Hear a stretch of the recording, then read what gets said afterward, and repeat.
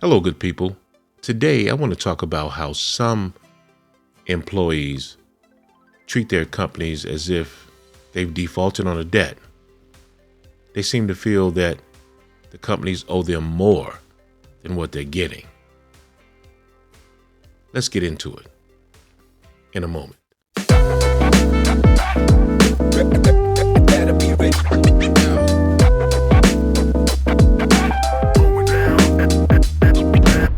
It's strange how many people seem to think that companies should make a profit unless there's a salary increase in it for them.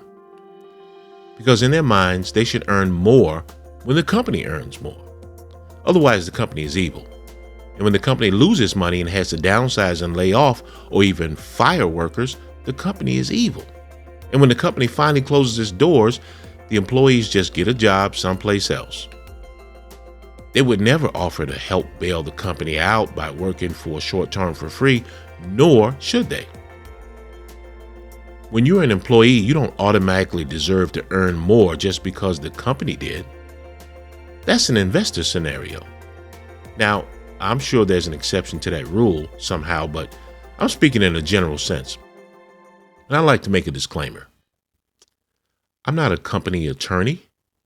I'm not a company accountant or industrial psychologist. I don't claim expertise in anything. I'm just a dude. And these are my opinions. Back to investors. They share in the company's profits, but can also lose money when a company loses money. I have a question for you. Should you be obligated to pay more for house painters because you have the ability to pay more?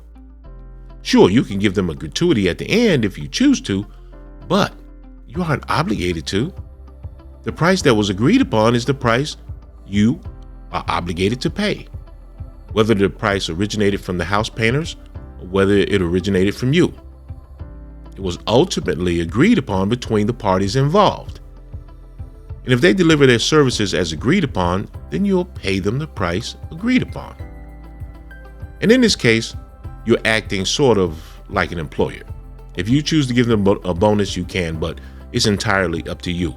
I repeat, it's entirely up to you.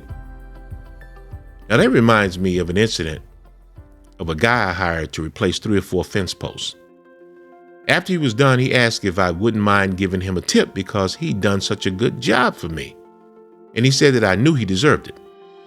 He brought up the fact that on the second day, he'd brought his nephew with him to help him out, and he didn't even charge me for his nephew's labor. I told him that I was glad he brought his nephew, but he'd given me a price to do the job. Whatever he had to pay his nephew was his business. He looked over the job thoroughly before giving me that price, and we agreed on it. I told him, I think you'd agree that you overcharged me for the skills you brought to the job, and you undercharged yourself for the amount of time you had to spend on the job.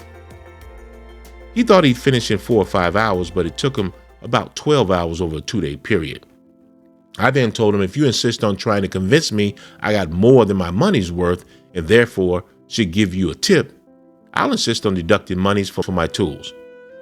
All he brought to the job, people, was a saw, a sledgehammer, and a wheelbarrow that lost its wheel minutes after he started using it. He wanted me to give him a good review on the service that matched us up.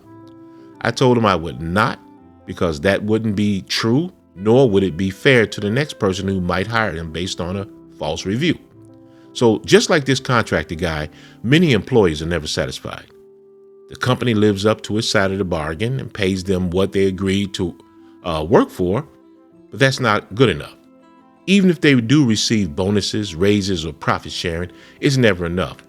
Now, I'm not talking about cost of living increases. I mean, you work for a place 5, 6, 7, 8, 9. I mean, the cost of living goes up. We're talking about the increases that people want based on the fact that the company made a profit. Well, they can afford it. You're all in the company's pocket. Doesn't matter what they could afford. They need to sustain themselves and stay in business through the rough times. Maybe next year they'll lose money. But if they've given it all away, If they've given away all their profit and split it with you, a non-investor, how can they expect to survive after that? A company has an obligation to its shareholders, which are the investors. It needs to make as much profit as possible. If you're just an employee of that company, you need to understand that. I'm not saying some corporations aren't evil. I'm sure there are some. But it wouldn't be simply because they refuse to split their profits with their employees or give their employees bonuses for doing the job they were paid to do in the first place. If you quit trying to twist the arm of the company by trying to guilt them into paying more, maybe they'd appreciate you more. And maybe that appreciation will manifest as a bonus of some sort, an extra vacation day per year, an incentive bonus or something.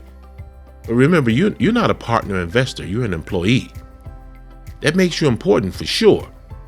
But there's limited financial rewards as an employee. Learn to work within those limitations or find another company that offers you a higher ceiling. But they too will have limitations for you. So now that we recognize your role as an employee and not an investor, we can agree that you can't have it both ways. So, cut it out. This was Lee, and that was my opinion. Please like this video, share this video, subscribe, and please revisit Peeves and Opinions.